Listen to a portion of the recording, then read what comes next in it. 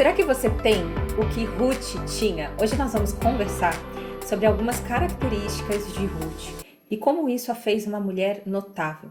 O fato é que até hoje a história de Ruth é contada. Primeira coisa que eu quero te pedir é para me seguir no @ThalitaAlvesBrasil e também para você se inscrever aqui no canal e conversar comigo por meio aí dos comentários. Primeira característica de Ruth. Ruth, de fato, ela amava a Deus.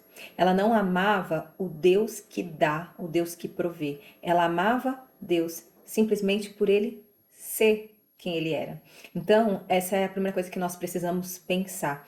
Será que na nossa vida a gente está buscando o verdadeiro Deus ou a gente está buscando aquilo que Deus pode nos proporcionar? Às vezes a gente vê um amigo, um conhecido que se converte e de repente muda para um emprego melhor, tem o seu casamento restaurado, muda de casa, e a gente pensa em seguir a Jesus pelo que ele pode trazer para nós, principalmente pensando assim na cura, né, na libertação. Veja, Deus ele é poderoso para fazer absolutamente tudo isso, transformar as nossas vidas, mas tem algo que precede tudo isso, que é a nossa salvação. Jesus ele morreu na cruz por nós, não para que nós tivéssemos uma vida maravilhosa e sem dores aqui na terra, ou para que você realizasse os seus sonhos. É muito além disso. E a gente percebe que Ruth, ela simplesmente decide seguir juntamente com a sogra, mesmo que talvez ela pudesse oferecer muito pouco ou quase nada.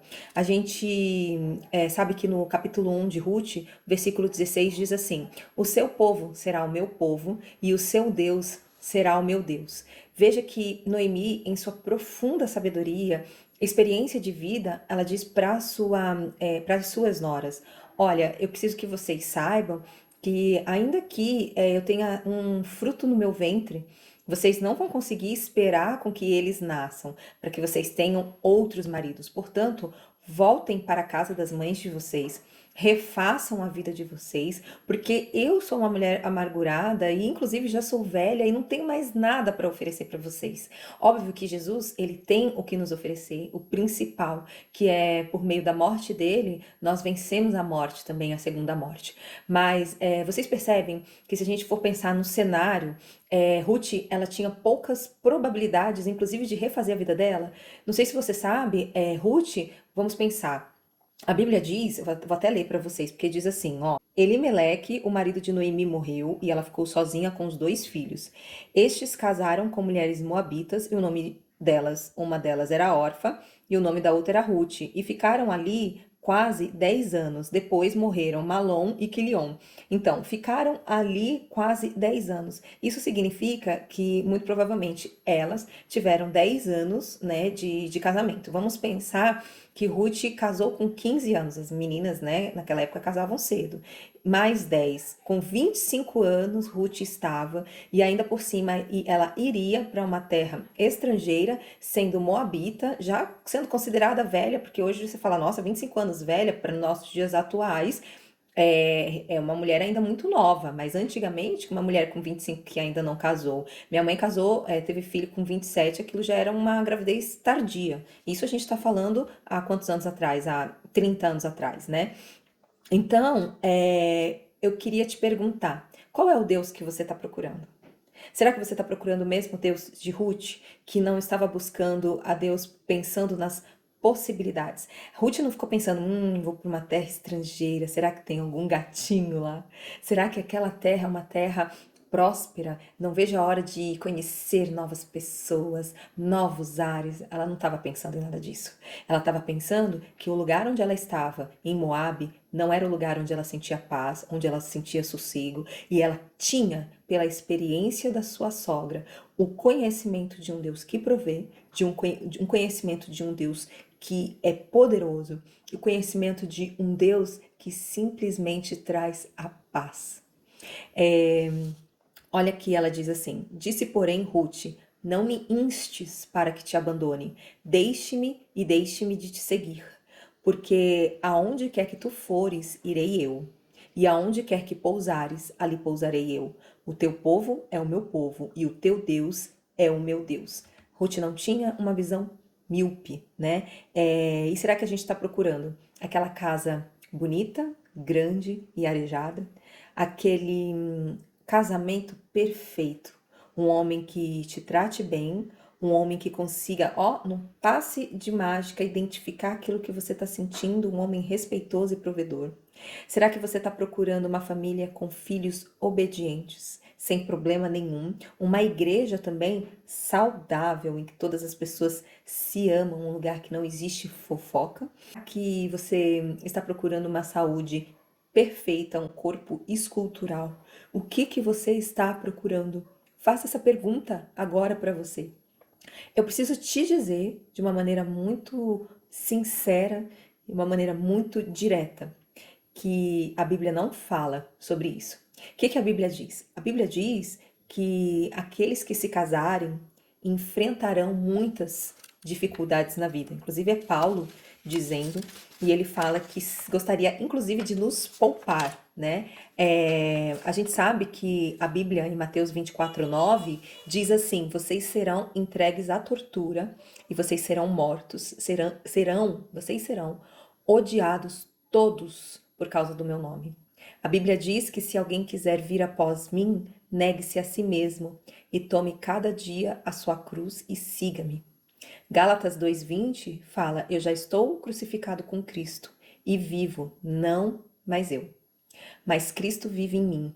E a vida que agora vivo na carne, eu vivo pela fé no Filho de Deus, o qual me amou e se entregou a si mesmo por mim. Então, essa palavra, ela não é uma farsa. Esse Deus de Ruth, ele é um Deus acima dos desejos egoístas que nós temos no nosso coração. E Deus tem falado muito comigo: Thalita, talvez eu não realize os sonhos que você tanto deseja. O que você quer? Me abandonar? Então quer dizer que você vai deixar de fazer as coisas com zelo e com vontade, e com alegria e com contentamento, porque eu tenho outros planos para você? A Bíblia diz que, inclusive foi uma palavra que Deus falou para mim: filha, você é minha.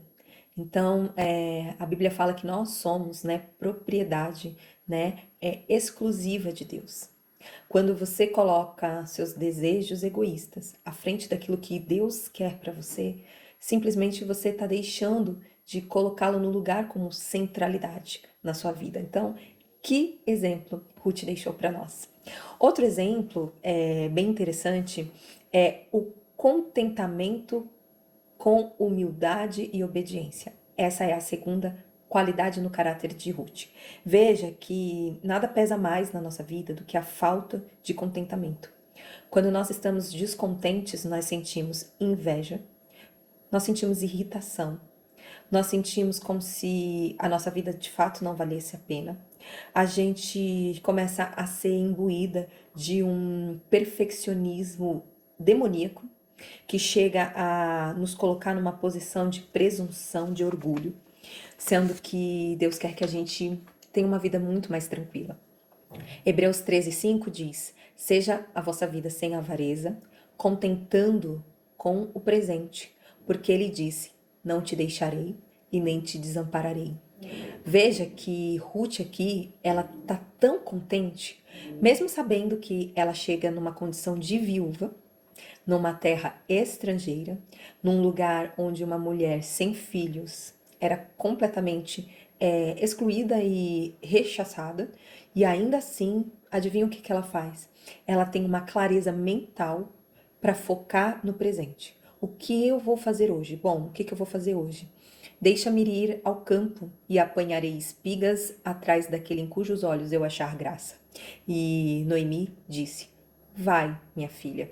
Foi, pois, e chegou e apanhava as espigas no campo após os segadores, e caiu-lhe em sorte uma parte do campo de Boaz, que era da família de Elimeleque. Veja que a palavra até usa casualidade, em algumas versões a palavra sorte. Veja, será que Ruth, ela teria conhecido Boaz se ela estivesse em casa, simplesmente chorando, pensando na condição atual dela? Quando nós estamos descontentes, uma das características, né, uma das consequências é a nossa reclusão. A gente não quer sair de casa e a gente sequer quer começar algo, porque a gente se coloca numa posição de egocentrismo, de individualismo e também de autocomiseração, que nada mais são do que pecados. Pecados porque nos coloca como o centro, né, do universo, ao invés de nos colocar numa posição de humildade diante de Deus. Eu vou relembrar de novo o que está escrito em Hebreus 13:5, quando diz: não te deixarei, eu não te desampararei. Hoje, se você perdeu o seu esposo, o que Deus está querendo dizer para você é: eu não vou te deixar, eu não vou te desamparar. Hoje, se você perdeu o seu emprego, o Senhor diz a mesma coisa para você: eu não vou te deixar, eu não vou te desamparar. Hoje, se você está sofrendo um problema no seu trabalho, ou se você está temerosa ou temeroso por conta de um diagnóstico que você recebeu, a palavra de Deus diz a mesma coisa: eu não vou te deixar e eu não vou desamparar você. Era isso o que Ruth sentia no coração dela. E por ela ter essa certeza, ela poderia viver uma vida de contentamento. Bom, Paulo também, né, era um grande exemplo de contentamento quando ele diz assim: eu sei o que é ter fartura, eu aprendi o segredo de viver contente em toda e em qualquer situação, seja bem alimentado, seja com fome, tendo muito ou passando necessidade. Tudo eu posso naquele que me fortalece. Tudo é possível em nome de Jesus, porque Ele te fortalece. Então, se agora você está numa crise na empresa ou no seu negócio, saiba que o Senhor está fortalecendo você.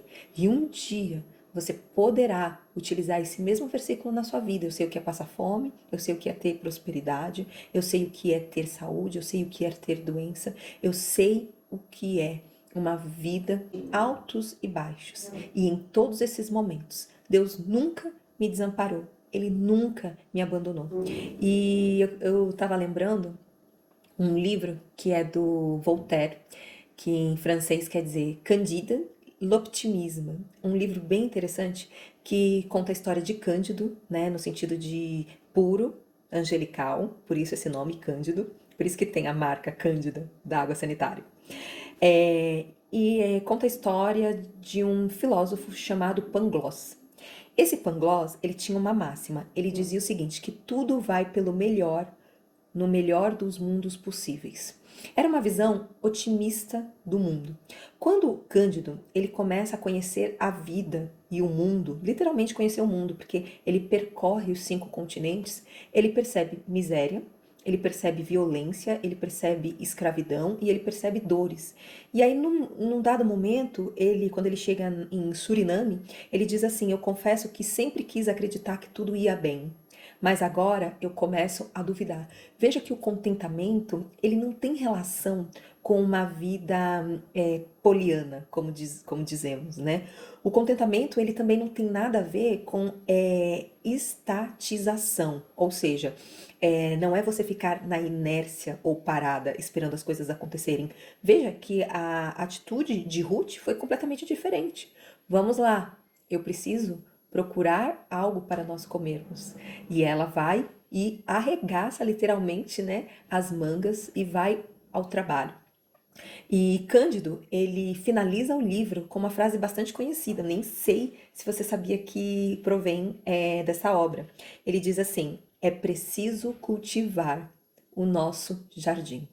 Então, a gente precisa sair dessa passividade e também dessa ideia de que vivemos no melhor dos mundos. Se você lê a palavra de Deus, você sabe que nós estamos num mundo que jaz no maligno, mas também a gente precisa de uma ação prática, do trabalho, da responsabilidade individual e também do uso racional. A palavra de Deus fala que a gente tem que oferecer os nossos corpos, né, como sacrifício vivo e agradável a Deus, e também o nosso culto, né, racional.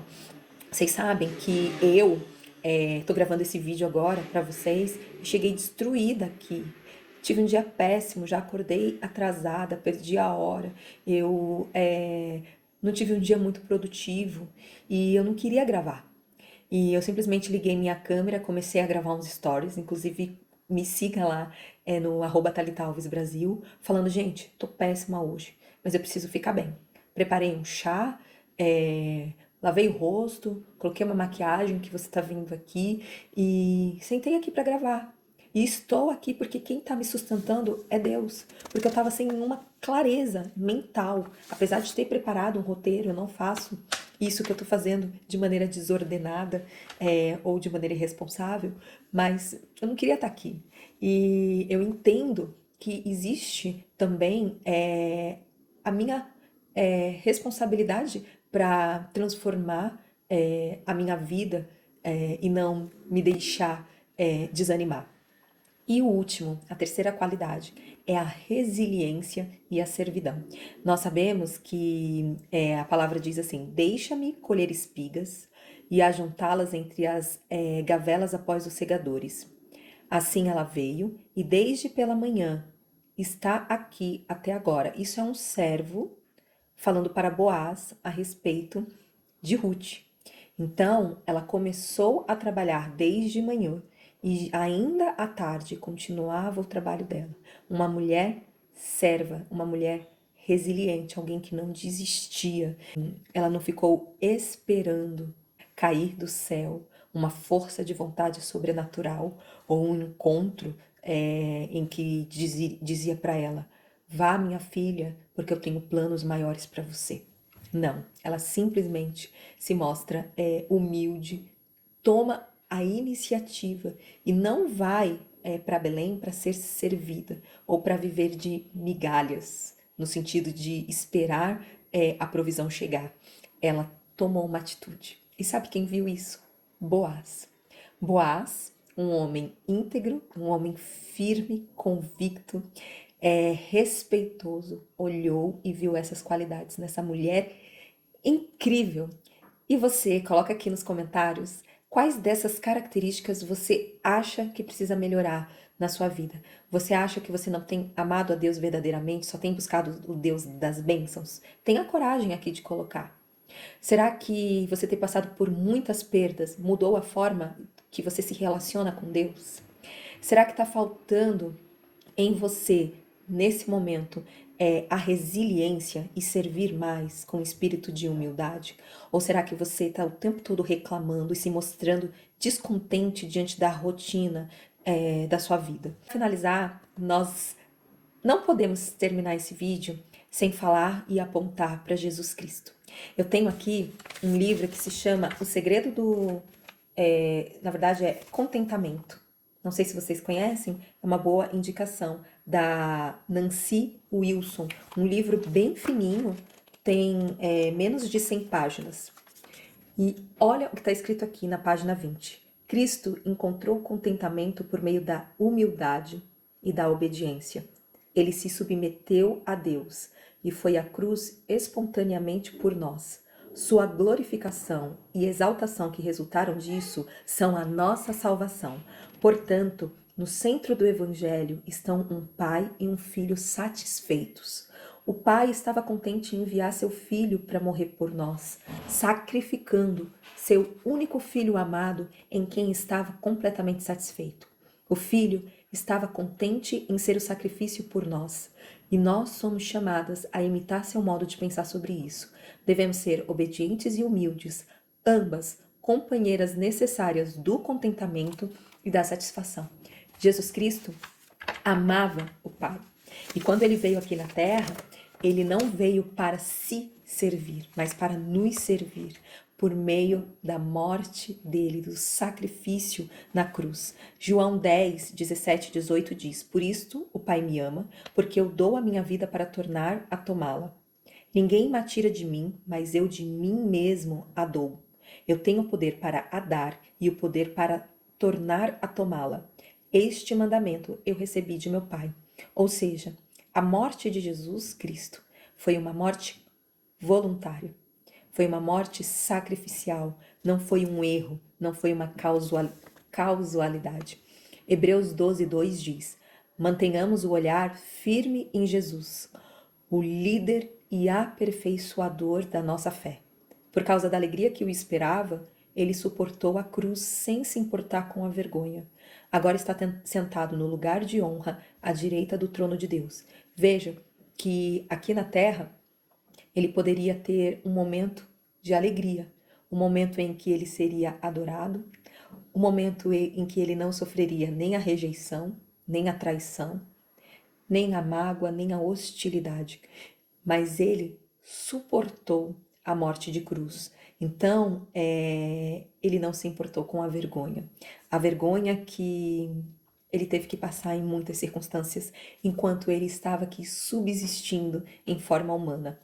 Em Mateus 26, 42 diz: Então Jesus os deixou pela segunda vez e orou: Meu Pai, se não for possível afastar de mim este cálice sem que eu beba, seja feita a tua vontade. Jesus Cristo estava contente em ser morto. Veja que talvez você vai falar, Thalita, como é que eu posso ter essas características de Ruth? Uma mulher que ama a Deus acima de tudo, sendo que eu nem sei o que eu vou comer amanhã. Sendo que eu olho aqui para minha casa, não sei como eu vou pagar o aluguel, sendo que eu tô com os meus filhos agora nas drogas, sendo que eu tô com os meus parentes que eu tanto amo agora num leito de UTI. Veja, Deus está contigo nesse momento. Acredite nisso. Da mesma forma como ele estava com Noemi e como ele estava com Ruth, em que elas saem de uma cidade sem nenhuma perspectiva e Deus provê, ele também vai prover na sua vida. É importante que você creia, assim como Jesus sabia que o Pai não ia abandoná-lo. Além disso, a gente sabe que a servidão e a resiliência e o contentamento estavam com Jesus. São símbolos do caráter desse nosso Pai, desse nosso Salvador. Então, eu espero que a gente possa viver com a mesma fé de Ruth, sempre pensando no que Jesus já fez por nós. Você gostou desse vídeo? Deixe então seu comentário e, principalmente, compartilhe essa palavra com alguém que precisa agora de ouvir uma palavra de conforto, uma palavra de ânimo. E eu quero, nesse momento, orar pela sua vida. Querido Deus, obrigada porque o Senhor é um Deus que nos dá força, nos dá vigor, nos dá energia e ânimo.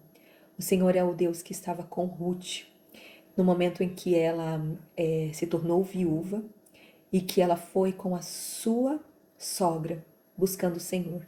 E o Senhor não desamparou essas mulheres. E eu sei que o Senhor não vai nos desamparar. Obrigada porque essa história aponta para Jesus Cristo, teu Filho, o próprio Deus, que estava contente, mesmo sendo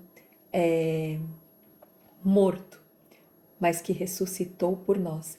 E hoje podemos ter a esperança de uma vida eterna, do perdão dos nossos pecados.